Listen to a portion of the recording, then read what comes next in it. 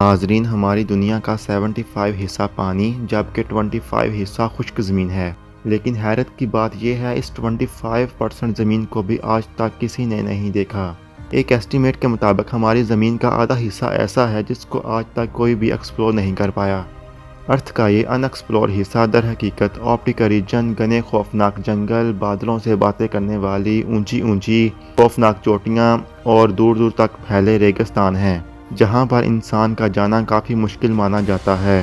لیکن جو بھی ہے، انسان یہ تو جانتا ہے کہ آخر ان جگہوں پر ہے کیا۔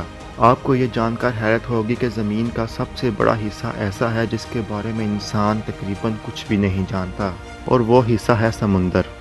سمندر کے بارے میں انسان کم از کم 5% جانتا ہے۔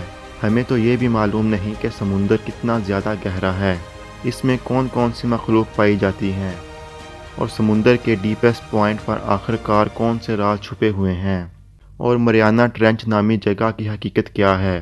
ان سب کی تفصیل آج ہم اس ویڈیو میں جانیں گے۔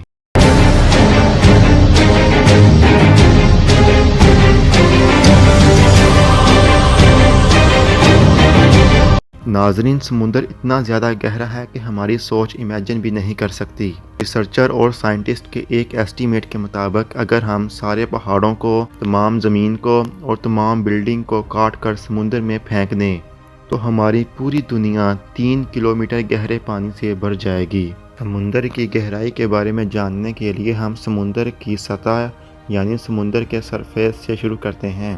سمندر کی سطح سے 40 میٹر نیچے کا ایریا وہ ہے جہاں پر سکوبا ڈائیور کو جانا الاؤ ہوتا ہے۔ اس کے بعد 93 میٹر کی گہرائی سے فیمس برٹش شپ لوسیٹانیا کا ملبہ ملا تھا، جو 1950 میں ڈوب گئی تھی۔ دلچسپ بات یہ ہے کہ لوسیٹانیا کی لمبائی 240 میٹر تھی اور یہ اپنی لمبائی سے بھی کم گہرائی میں ڈوب گئی تھی۔ یہی وجہ ہے کہ لوسیٹانیا جہاز کا کچھ حصہ سمندر کے اندر اور کچھ سمندر کے باہر پایا گیا تھا۔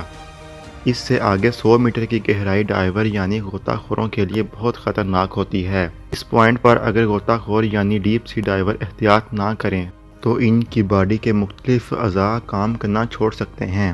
لیکن اس سب کے باوجود بھی ہربرٹ نیچ آسٹریلین فری ڈائیور نے 214 میٹر کی گہرائی تک ڈائیو کر کے ورلڈ ریکارڈ قائم کیا تھا، اور ہربرٹ نے یہ پورا ریکارڈ ایک ہی سانس میں بنایا تھا۔ اس سے مزید نیچے 332 میٹر کی گہرائی پر ہمارے پاس سکوبا ڈائیور کا ورلڈ ریکارڈ موجود ہے، اور یہ ورلڈ ریکارڈ مصر سے تعلق رکھنے والے احمد گبر نے بنایا تھا۔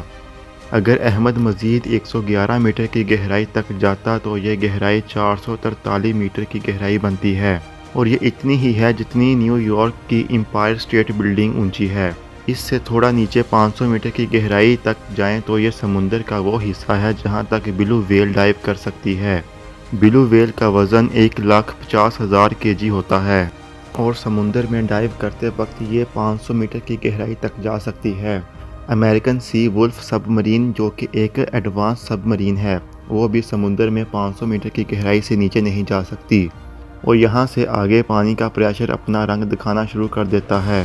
535 میٹر کی گہرائی میں پانی کا پریشر کسی انسان پر اتنا ہوتا ہے جیسے اس پر کوئی موٹی تازی بھینس کھڑی کر دی جائے۔ اس سے نیچے 830 میٹر کی گہرائی تک دنیا کی ٹاپ بلڈنگ برج خلیفہ کا ٹاپ پایا جائے گا اگر اس کو الٹا کر کے سمندر میں ڈال دیا جائے۔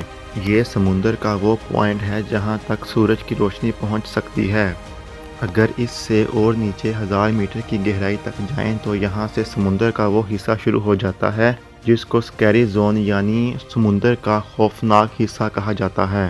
یہاں سے نیچے سمندر کی روشنی نہیں پہنچ سکتی اور ہر طرف اندھیرا ہی اندھیرا ہوتا ہے۔ اس پوائنٹ پر پانی کا پریشر 1500 PSI ہو جاتا ہے، یعنی یہ اتنا ہی ہوتا ہے کہ انسان کی فوری طور پر موت واقع ہو سکتی ہے۔ اس حصے میں سمندر کی خوفناک مخلوق یعنی جینٹ اسکوئر بھی پائے جاتے ہیں، جو ڈیپ سی کی خطرناک مخلوق ہے۔ 1280 میٹر کی گہرائی تک جائیں تو یہاں پر لیدر بیک سی ٹرٹل پائے جاتے ہیں۔ یہ ٹرٹل دنیا میں موجود تمام ٹرٹل سے بڑے ہوتے ہیں، اور ان کا وزن 700 kg تک ہوتا ہے۔ 2000 میٹر کی گہرائی میں بلیک ڈریگن فش پائی جاتی ہے۔ یہ سمندر میں اندھیرے کی طرح بالکل بلیک ہوتی ہے، جس کو صرف فلیش لائٹ سے دیکھا جا سکتا ہے، لیکن اس کی اپنی آنکھیں اتنی تیز ہوتی ہیں کہ یہ اندھیرے میں بھی آسانی سے دیکھ سکتی ہے۔ سمندر کی گہرائی ابھی صرف ایک سٹارٹنگ پوائنٹ ہے۔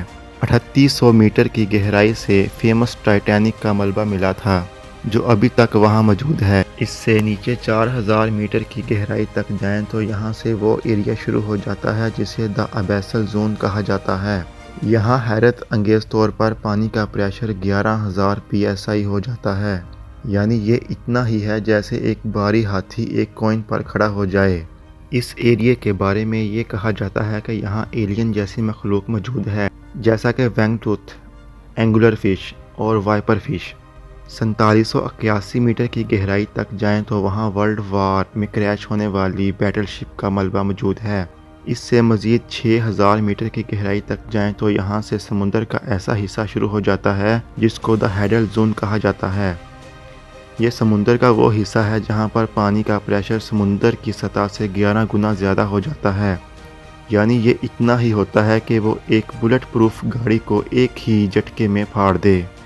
اس سے اور نیچے 6500 میٹر کی گہرائی تک جائیں تو یہاں تک US نیوی کی ریسرچ سب مرین جا سکتی ہے، جس کو DSV ایلون کہا جاتا ہے، اور یہ وہی ڈیپ سی سب مرین ہے جس نے ٹائٹینک کو تلاش کیا تھا۔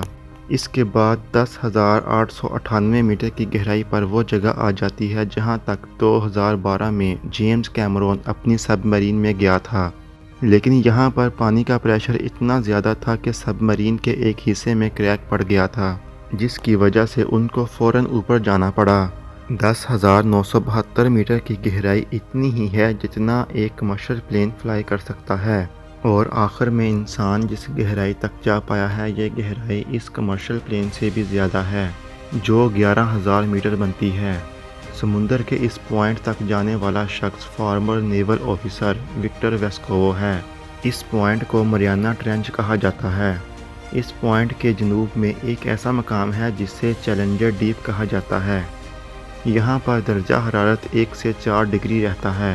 ناظرین، سمندر کی سطح سے 11,000 میٹر کی گہرائی یعنی 11 کلومیٹر نیچے جانے کے باوجود بھی ریسرچر کا یہ ماننا ہے کہ یہ سمندر کا ڈیپسٹ پوائنٹ نہیں ہے۔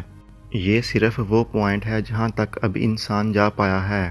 ابھی تک انسان نے سمندر کے بارے میں جو کچھ بھی جانا ہے، جہاں تک بھی گیا ہے، جو کچھ بھی دیکھا ہے، یہ سمندر کا صرف 5% حصہ مانا جاتا ہے، یعنی سمندر کے باقی 95 حصے میں کون سے راز پوشیدہ ہیں، یہ ابھی تک کسی کو بھی معلوم نہیں ہے۔